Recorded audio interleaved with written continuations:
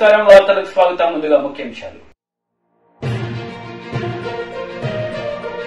రాజ్ భవన్ లో భారత రాజ్యాంగ దినోత్సవ వేడుకల్లో పాల్గొన్న Telangana governor Tamilisai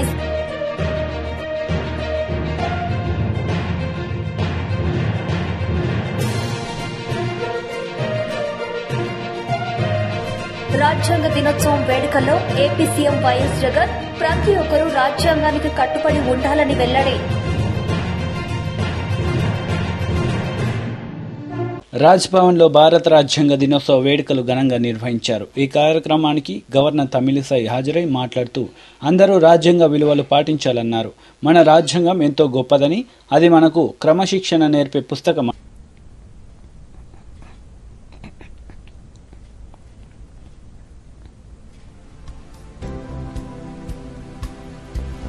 First of all, I convey my best wishes for a happy Constitutional Day. So let us all share our wishes. It's the pride of our country. So happy Constitutional Day to each and everyone who have come here. And I am really very happy that the legal heads, the experts have assembled here. So I welcome you all to Raj Bhavan. It is also time that we remember the Constitution to other equally eminent members of the Constituent Assembly for their vision and contribution. తెలంగాణలో సమీకృత rocket design తయారీ పరీక్ష కేంద్రం ఏర్పాటు చేస్తామని మంత్రి కేటీఆర్ తెలిపారు. Private రంగంలో రాకెట్ను విజయవంతంగా అంతరిక్షంలోకి ప్రయోగించిన హైదరాబాద్ కంపెనీ స్కై రూట్ ఏరోస్పేస్ అభినందన సభలో కేటీఆర్ ఈ మేరకు ప్రకటించారు. తెలంగాణ ప్రభుత్వం రూపొందించిన స్పేస్ టెక్ పాలసీతో ఇక్కడే రాకెట్లు తయారు చేయవచ్చని, ఇక్కడి నుంచే ప్రయోగించవచ్చని. Bharat is of course representative of India. I would imagine Bharat, right? Pawan is Pawan, wind, air. So in spite of all the headwinds, when these two guys came together, it had to happen, and it happened from Hyderabad, and that's what makes me the most happy. So congratulations Pawan, congratulations Bharat, congratulations Padma Shri Gyan Gandhi ji. Thank you, sir. We had met earlier. Thank you very much. And also I think Anand Technologies Subbarao garu for being a valuable partner to this young team. Congratulations to the 210 family of Skyroot, which should really, I mean, this is once in a lifetime kind of a moment. This is something that you can't recreate. This is a truly historic moment, not just for you, but for the entire Indian space tech industry. And it could not have happened from a better place than Hyderabad. And I remember very, very distinctly and very vividly when Jayesh, myself, MSR, Sujay, all of us were part of the historic launch of space tech policy by government of Telangana. We had done it in Metaverse because this was during the COVID times. So we had done it in Metaverse, and it was the first of its kind for a government to launch its policy in Metaverse also. So I'm truly happy, truly proud that a space tech company from Hyderabad, from India, has broken all barriers. And what's even more astounding, like they say, you know, when you don't understand something, people say it's not rocket science, like MSR said. But you know, to actually ace rocket science and to actually make it happen in the very first go, I think one of the very few companies in the world is what Pawan and Bharat were telling me, to have done this across the world. Ante first attempt lone మనం స్పేస్లోకి rocket పంపించే సత్తా మనకుందని చెప్పగలిగే శక్తి సంతరించుకోవడం అంటే అది మామూలు విషయం కాదు. కాబట్టి kudos to all of you and your abilities and your amazing teamwork.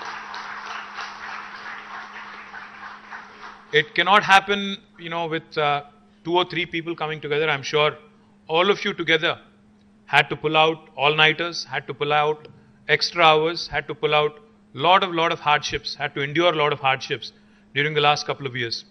I know these guys were doing a lot of rounds to investors, lot of rounds to private equity players. They really toiled hard, both of them, to pitch and to get the right kind of investment. And your biggest shareholder is on his way. He said he'll join us shortly.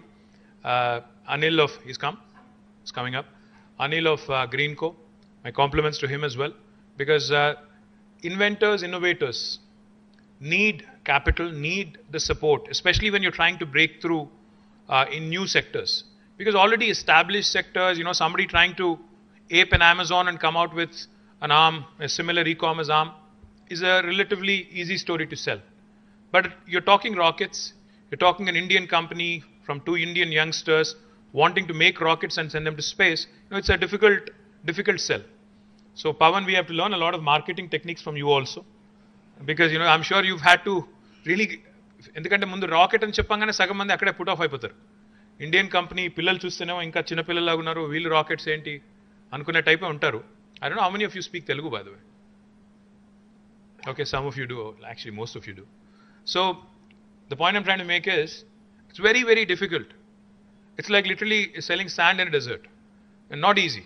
You're breaking barriers, you're breaking ceilings, you're breaking new frontiers. This is not easy job. And also what's even more important is, see, I've seen these guys before, I'm seeing them again. I've seen them 2 years ago. I've seen them recently, even before the launch, and now I'm seeing them again today. Even today when I was talking to them, I could feel. So your biggest shareholder, your biggest investor is here. Why don't you come up? Hey, come up, it's okay.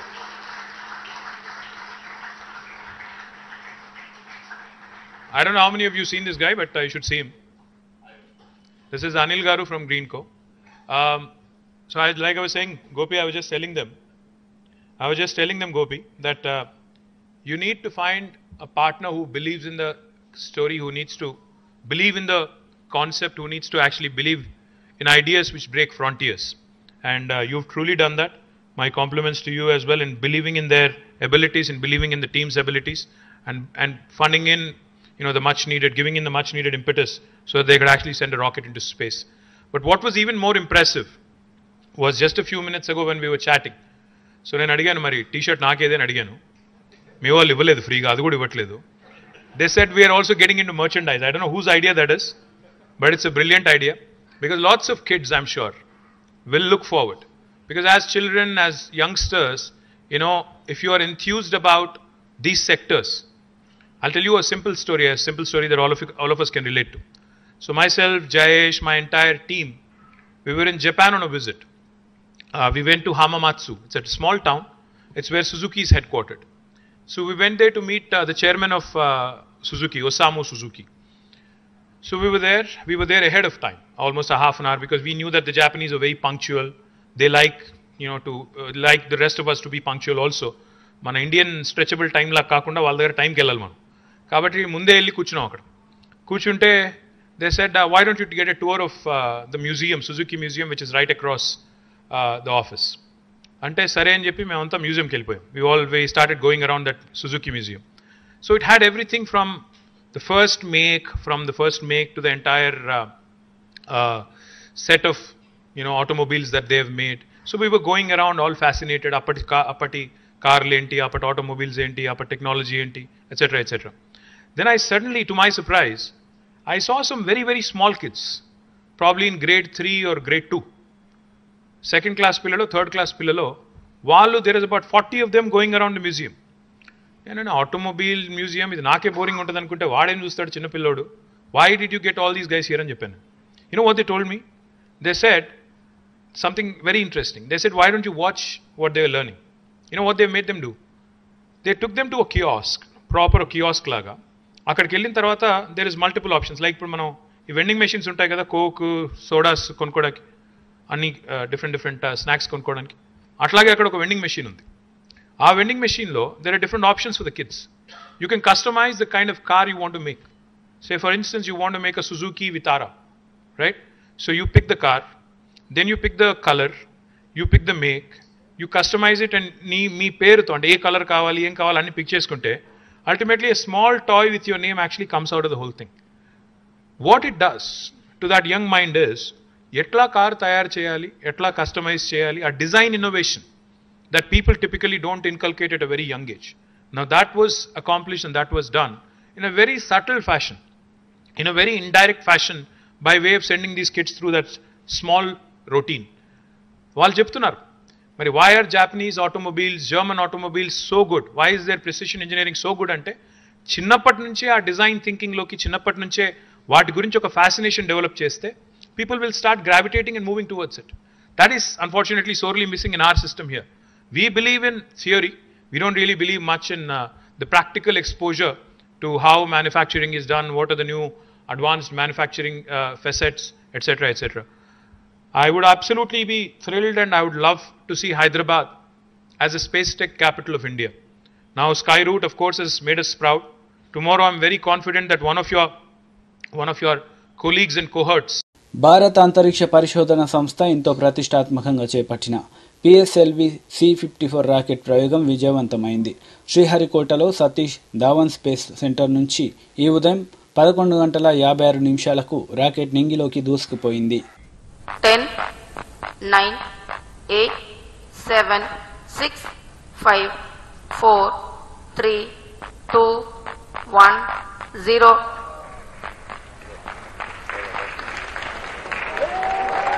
Liftoff normal. There's the textbook liftoff of PSLV C-54 EOS-06 mission.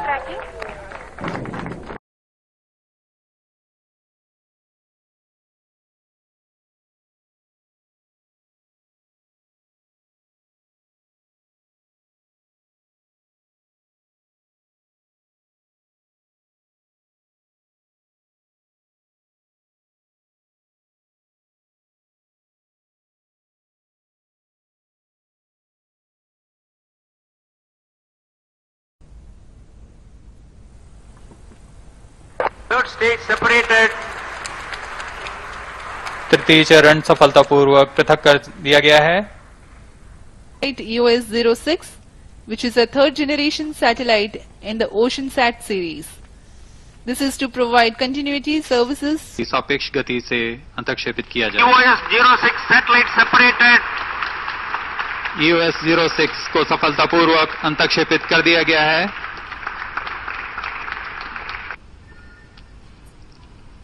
I'm really happy to announce the successful accomplishment of the PSLV C-54 EOS-06 mission in its first phase of the mission, injecting the EOS-06 satellite at its intended orbit very precisely. And we also observed that the performance of the rocket in this mission in all its stages and functions were exceedingly good. And congratulations to the entire team, PSLV, for making yet another successful mission in the series of its. నేడు రాజ్యాంగ దినోత్సవ సందర్భంగా వైఎస్ఆర్సీపీ నాయకులు వేడుకలు జరిపారు. ఈ సందర్భంగా రాజ్యాంగ దినోత్సవ వేడుకల్లో ఏపీ సీఎం వైఎస్ జగన్ ప్రసంగించారు. గౌరవనీయులు పెద్దలు గవర్నర్ గారు శ్రీ విశ్వభూషణ్ హరిచందన్ గారికి నా హృదయపూర్వక నమస్కారాలు. సామాజిక న్యాయానికి, సామాజిక సాధికారతకు ప్రతీక అయిన నా మంత్రివర్గ సహచరులకు, అధికారులకు, ఇక్కడికి గొప్ప సందర్భంగా వచ్చిన ప్రతి ఒక్కరికి కూడా, అలాగే రాష్ట్రంలో ఉన్న ప్రతి అక్కకు, ప్రతి చెల్లెమ్మకు, ప్రతి అవ్వకు, ప్రతి తాతకు, ప్రతి సోదరుడికి, ప్రతి స్నేహితుడికి, ప్రతి చిన్నారికి కూడా ఈ రాజ్యాంగ ఆవిర్భావ దినోత్సవం సందర్భంగా నా హృదయపూర్వక అభినందనలు. మన దేశ ప్రజలు తమ కోసం ఈ రాజ్యాంగాన్ని రాసుకుని 1949లో తమకు తాము సమర్పించుకున్న రోజు ఈ నవంబర్ 26. ఈరోజు రాజ్యాంగ దినోత్సవం.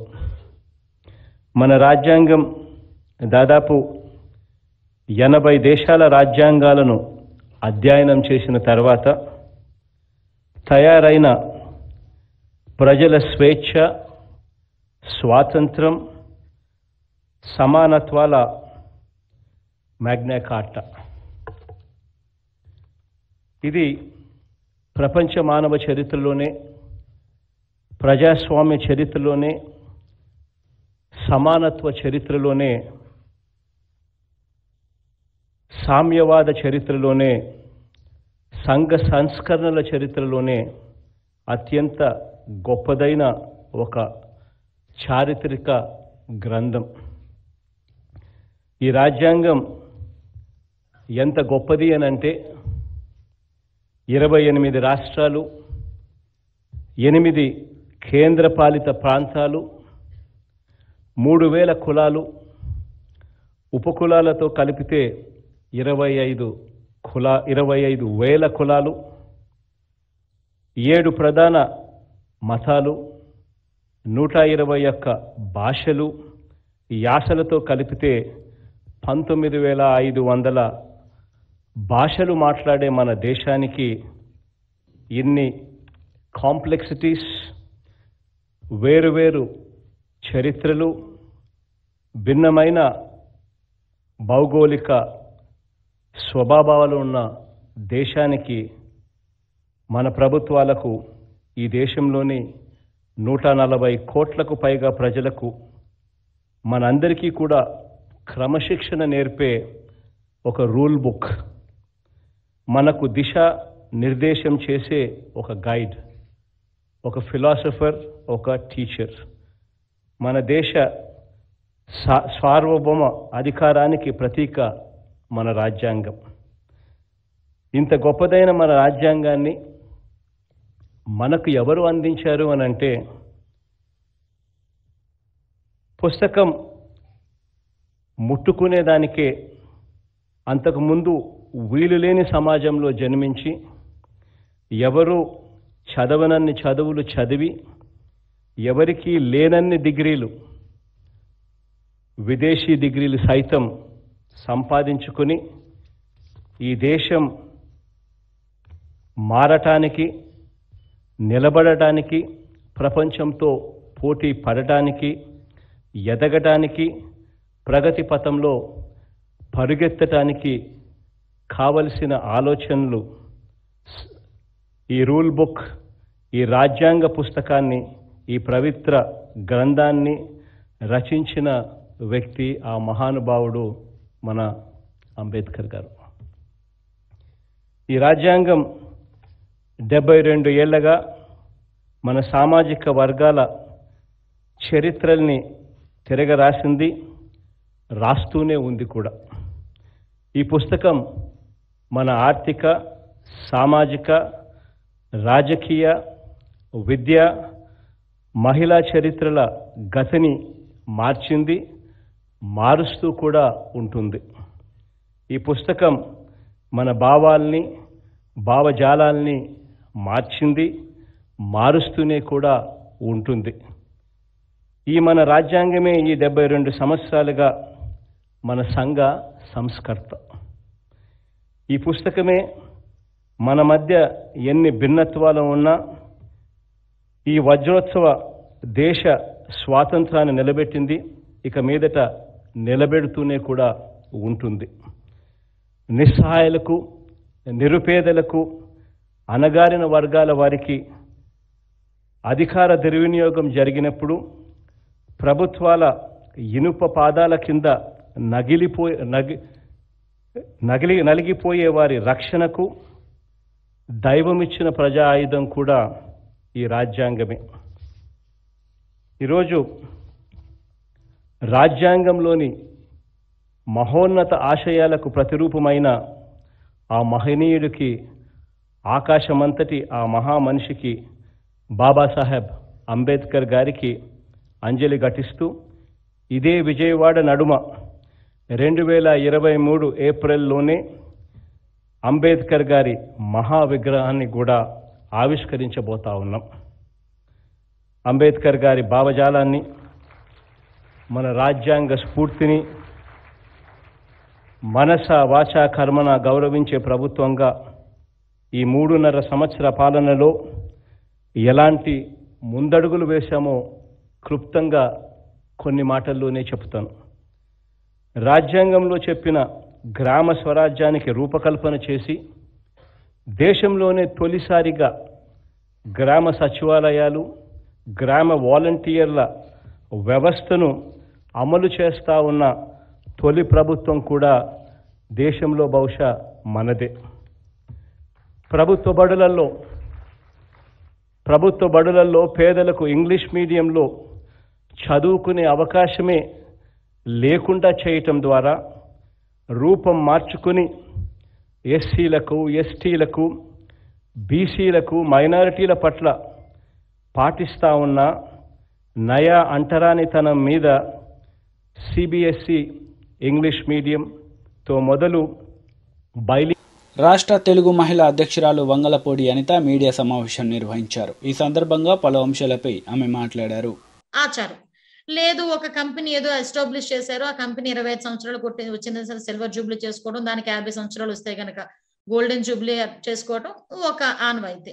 మొన్న రీసెంట్ గా మనకి స్వతంత్ర దినోత్సవం వచ్చి 75 సంవత్సరాలు అయిందని ఆజాదీ కా అమృత్ దివస్ అని చెప్పి మన మోడీ గారు ఒక దినోత్సవాన్ని ఏర్పాటు చేస్తే దానికి కూడా మనం అందరం కూడా చక్కగా పాల్పంచుకున్నాం. లేదు, ఇంకా ఏదైనా ఒక ఇన్వెన్షన్ కనుక్కున్నారు, ఏదైనా ఒక వస్తువును కనుక్కున్నారు, ఒక ఎవరికి తెలియని విషయం కనుక్కున్నారు, దానికి సంబంధించి ఇన్ని రోజులు అయింది కాబట్టి మేము చేసాము అని చెప్పుకోవడానికి ఒక ఉత్సవాలు చెప్పుకుంటారు. ఆఖరికి పెళ్ళైన తర్వాత పెళ్ళై 25 సంవత్సరాలు అయితే సిల్వర్ జూబ్లీ, 50 సంవత్సరాలు అయితే గోల్డెన్ జూబ్లీ సంబరాలు చేసుకున్న వాళ్ళు, షష్ఠపూర్తి చేసుకున్న వాళ్ళు కూడా మనం చూసుకున్నాం. కానీ పుట్టినరోజు 50 సంవత్సరాలు ముగించుకొని 51వ సంవత్సరంలోకి అడుగు పెడుతున్న ఇటువంటి తరుణంలో స్వర్ణోత్సవాలు మనిషి బతుకుండగా చేస్తున్నారు చూడండి, వీళ్ళు పిచ్చికి పరాకాష్ట అనుకోవాలి. ఫర్ ఎగ్జాంపుల్ ఎన్టీ రామారావు గారు ఉన్నారండి. ఎన్టీ రామారావు గారు పుట్టినరోజు 100 సంవత్సరాలు అవుతుంది ఆయన పుట్టి. ఆ మహానుభావుడు పుట్టాడు కాబట్టి శత జయంతి ఉత్సవాలు జరుపుకుంటున్నాము అంటే ఒక అర్థం ఉంది. 50 సంవత్సరాలకు ఇంకా బతుకున్న మనిషికే స్వర్ణోత్సవ సంబరాలు చేస్తున్నారు చూడండి. నిజంగా వీళ్ళ భజన కార్యక్రమానికి, వీళ్ళకి సర్కస్ విన్యాసాలకి అడ్డు అదుపు లేకుండా పోయిందని చెప్పడానికి దీన్నే ఉదాహరణగా చెప్పుకోవచ్చు. అంటే ఒక పర్యాటక శాఖకి సంబంధించి ఒక లోగో ఆవిష్కరించి దానికి ప్రజల సొమ్ము తాలూకా సొమ్ముని 2 కోట్ల రూపాయలు వెచ్చించి ప్రతి ఒక్క మెయిన్ సిటీస్ లో తిరుపతి, గుంటూరు, విశాఖపట్నం, ఫర్ ఎగ్జాంపుల్ ఇంకా ఎక్కడ ఉన్నాయంట, ఇంకా 5-6 చోట్ల కూర్చొని వీళ్ళందరూ కూడా సాంస్కృతిక సంబరాలు ఏర్పాటు చేసుకొని సాంస్కృతిక సంబరాల్లో సంస్కృతికి సంబంధించిన డాన్సులతో పాటు పాపం రోజా గారు తన తాలూకా ప్రమోషన్స్ ని కూడా చాలా ఎలివేట్ చేసుకుంటూ ఎక్కడ పడితే అక్కడ ఆవిడ పర్యాటక శాఖ మంత్రి అనే సంగతి మర్చిపోయి ఆ పర్యాటక శాఖకి సంబంధించిన సాంస్కృతిక విన్యాసాల్లో ఒక విన్యాసకురాలుగా ఫీల్ అయ్యి పాపం ఆవిడ కూడా చేస్తున్న విన్యాసాలు చూస్తూ ఉంటే నవ్వు వస్తుంది. నేను ఇప్పుడు ఏమంటానండి, ఇప్పుడు నాకు అర్థం అవుతున్నది ఏంటంటే, ఎలాగూ నియోజకవర్గంలో చీటి చిరిగిపోయింది, ఆ విషయం అందరికీ చెప్పేశారు. ఒక పంచాయతీ భవన్ ఓపెన్ చేయడానికి కూడా పోలీసులను అడ్డు పెట్టుకుని వెళ్ళలేని పరిస్థితులు అయిపోయింది. అటువంటి తరుణంలో పాపం ఆవిడ నియోజకవర్గంలో ఏమీ చేయలేక ప్రస్తుతానికి రేపొద్దున్న జగన్మోహన్ రెడ్డి గారు సీట్ ఇస్తారో లేకపోతే జగన్మోహన్ రెడ్డి గారి దగ్గర మార్కులు ఎలా కొట్టేయాలో కూడా తెలియక పాప ప్రజల సొమ్మును బేస్ చేసుకొని ఈ రోజు సంబరాలు ఏర్పాటు చేస్తుంది. నిజంగా నాకు ఆవిడ ఏదైనా సంబరాలు చేయాలి అనుకుంటే గనక జగన్ అన్నయ్య మీద అంత ప్రేమ, అంత ఒలకబోసేసే ఆవిడ ప్రేమ, చెప్పుకోలేనంత ప్రేమ ఉండేటప్పుడు పాప నగరిలో ఒక సంబరాలు ఏర్పాటు చేసి ఒక స్టెప్ ఏమనండి ఏమవుతుందో చూద్దాం ఒకసారి. అంటే ఇవన్నీ కూడా పక్కన పెట్టుకుని ఈ రోజు నేను మామూలుగా చాలా మంది ఏమంటారంటే జగన్మోహన్ రెడ్డి తాలూకా రాజ్యాన్ని కానీ జగన్మోహన్ రెడ్డి తాలూకా ప్రభుత్వ అడ్మినిస్ట్రేషన్ ని కానీ పులకేసి రాజుతో పోల్చుకుంటారు. పులకేసి రాజ్యాంగానే తయారైంది. ఎందుకంటే 51వ సంవత్సరంలో ఇతగాడు అడుగు పెట్టడం ఏంటి, వీళ్ళు స్వర్ణోత్సవ సంబరాలని చెప్పి టీడీపీ రాష్ట్ర అధికార ప్రతినిధి సయ్యద్ రఫీ మీడియా సమావేశం నిర్వహించారు. ఈ సందర్భంగా ఆయన మాట్లాడారు. ఇవాళ రోడ్లు ఎలా తయారయ్యాయంటే నరక కోపాల కింద మారిపోయాయి రోడ్లు. కొన్ని వేల మంది చనిపోవడానికి ఈ రాష్ట్రంలో రోడ్లు ఒక ప్రధానమైన కారణమయ్యాయి. ప్రభుత్వ లెక్కల్లో రానటువంటి మొగడాలు ఎన్నో ఉన్నాయి. బస్సులే పడిపోయినటువంటి పరిస్థితి, చక్రాలు ఊడిపోయి పొలాల్లో పరిగెత్తినటువంటి పరిస్థితి, రోడ్ల మీద నాట్లు వేసే పరిస్థితి, రోడ్ల మీద చేపలు పెట్టే పరిస్థితి. ఈ రకంగా రోడ్లు ఉంటే ఆయన ఏదో టార్గెట్లు పెడతా ఉంటాడు. 10,000 కోట్ల రూపాయలు కావాలని చెప్పేసి ఆయనే అంచనాలు వేశాడు, కానీ ₹1 విధించినటువంటి సందర్భం లేదు. ఇవాళ ఆటోలు, జిల్లా రహదారిలో, రాష్ట్ర రహదారిలో ఆటోలు తిప్పుకోవాలన్నా, ప్రైవేటు వాహనాలు వెళ్ళాలన్నా నరకం అనిపిస్తూ ఉన్నారు ప్రజలు. ఆటోలు వెళ్తే ఒక గర్భిణి ఎవరైనా సరే ఆటోలు వెళ్తే ఆటోలోనే ప్రసవం అయ్యేటువంటి పరిస్థితి ఏర్పడింది. కాబట్టి జగన్మోహన్ రెడ్డి ఇప్పటికైనా సరే, నువ్వు హెలికాప్టర్లో తిరుగుతూ ఉంటావు, ఎక్కడికి వెళ్ళినా సరే హెలికాప్టర్ తిరుగుతావు, లేదా జాతీయ రహదారులు తిరుగుతావు. ఒక్కసారైనా రోడ్డు మీద రాష్ట్ర రహదారులు, జిల్లా రహదారులు మీద ప్రయాణం చేయమని చెప్పేసి తెలుగుదేశం పార్టీ డిమాండ్ చేస్తూ ఉంది. నువ్వు గాల్లో తిరిగితే కాదు, రోడ్ల మీదకి వచ్చి తిరిగి ప్రజలు ఏం కష్టాలు పడుతున్నారు, నీ హయాంలో రోడ్లని ఎంత నిర్లక్ష్యం చేశావు, రోడ్ల మరమ్మతు కోసం ప్రతి ఏటా బడ్జెట్లో పెట్టే 200 కోట్ల రూపాయలు ₹1 కేటాయించకుండా రోడ్లు ఎలా బాగుపడతాయి? గతంలో పనిచేసినటువంటి కాంట్రాక్టర్లు బిల్లులు నువ్వు చెల్లించకపోవటం వల్ల బిచ్చమెత్తుకునేటువంటి పరిస్థితి, కొంతమంది చనిపోయినటువంటి పరిస్థితి, పెళ్ళం మెళ్ళలో పుస్తులు తాకట్టు పెట్టేటువంటి పరిస్థితికి నువ్వు కాంట్రాక్టులు తెచ్చావు. కేవలం నీ కక్ష సాధింపు రాజకీయాలకే. ప్రభుత్వాలు మారొచ్చు, కానీ ప్రభుత్వం అనేది ఒకటి ఉంటుంది, అధికారులు వాళ్ళే ఉంటారు. తెలుగుదేశం పార్టీ హయాంలో వేసిన రోడ్లని చెప్పేసి రోడ్లనే మధ్యలో ఆపేశారు. ప్రజావేదికని కూల్చేసిన వాడివి నువ్వు. టిట్కో ఇళ్లను ఆపేశావు, రోడ్లను ఆపేశావు. నీ కక్ష సాధింపు రాజకీయాలు ఇవాళ ప్రజలు బలైపోతూ ఉన్నారు. కాంట్రాక్టర్లు రావట్లా, ఒకసారి కాదు, 2 సార్లు కాదు, 3 సార్లు టెండర్లు పిలిచావు, బ్రతులాడుతున్నా సరే కాంట్రాక్టర్లు రానటువంటి పరిస్థితి. ఎలా? పక్క రాష్ట్రంలో ఎవరైనా బస్సులోనో కారులోనో ప్రయాణం చేస్తూ మన రాష్ట్రంలోకి చొరబట్టడంతోనే వాడు ఉలిక్కిపడి లేసేటువంటి పరిస్థితి. ఎందుకంటే రోడ్లు అంత అధ్వానంగా ఉన్నాయి, గుంతలు, గోతులు, నూతుల్లా మారినటువంటి పరిస్థితి. ఇతర రాష్ట్రాలకు చెందినటువంటి లారీలు వచ్చి రోడ్ల మీద పడిపోయేటువంటి పరిస్థితి. కాబట్టి నువ్వు సమీక్షలు చేస్తూ ఉన్నావు. దేనికి ఆ సమీక్షలు? నువ్వు డబ్బులు కేటాయించినప్పుడు దేనికి ఆ సమీక్షలు? పోయిన మార్చిలో అన్నావు నేను రోడ్డు మీదే ఉంటాను, ఇక నుంచి మన పార్టీ వాళ్ళందరూ రోడ్డు మీదే ఉండాలన్నావు. ఏ రోడ్లు ఉంటే కానీ ఉండటానికి? నీకు తెలుసు నువ్వు రావట్లా. ఎక్కడికైనా వస్తే పెద్ద హెలికాప్టర్లో బయలుదేరుతావు, 1 కిలోమీటర్ కారులో ప్రయాణం చేస్తావు, 2-3 కిలోమీటర్లు ఆ రోడ్లకి బ్యారికేడ్లు వేస్తావు. రోడ్లకి బ్యారికేడ్లు వేసేటువంటి మీద ఉన్నటువంటి ఇంట్రెస్ట్ రోడ్ల నిర్మాణం మీద లేదు నీకు. కాబట్టి నువ్వు అన్ని రంగాల్లో విఫలమైపోయినట్టు రోడ్ల పరిస్థితిలో కూడా నువ్వు విఫలం అయిపోయావు. నీ ప్రభుత్వం ఎంత తొందరగా వెళ్ళిపోతే అంత తొందరగా రోడ్లు బాగుపడతాయనేటువంటి పద్ధతిలో ప్రజలు ఎదురు చూస్తూ ఉన్నారు. ఆటోలు రిపేర్లకు వచ్చి, కార్లు రిపేర్లకు వచ్చి, ట్యాక్సీలు, క్యాబ్లు రిపేర్లకు వచ్చి మేము అసలు రాము, ఈ కిరాయిలు తిప్పుకోలేకపోయినటువంటి పరిస్థితి. వార్తలు ముగించే ముందు ముఖ్యాంశాలు మరోసారి. రాజ్ భవన్ లో భారత రాజ్యాంగ దినోత్సవం వేడుకల్లో పాల్గొన్న తెలంగాణ గవర్నర్ తమిళసై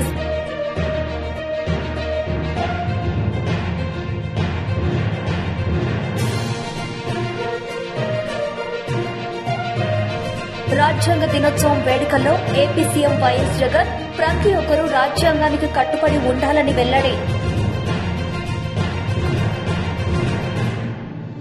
ఈ వార్తలు ఇంతటితో సమాప్తం. తిరిగి ప్రసారమయ్యే వార్తలు మళ్ళీ కలుద్దాం. అంతవరకు సెలవు. నమస్తే.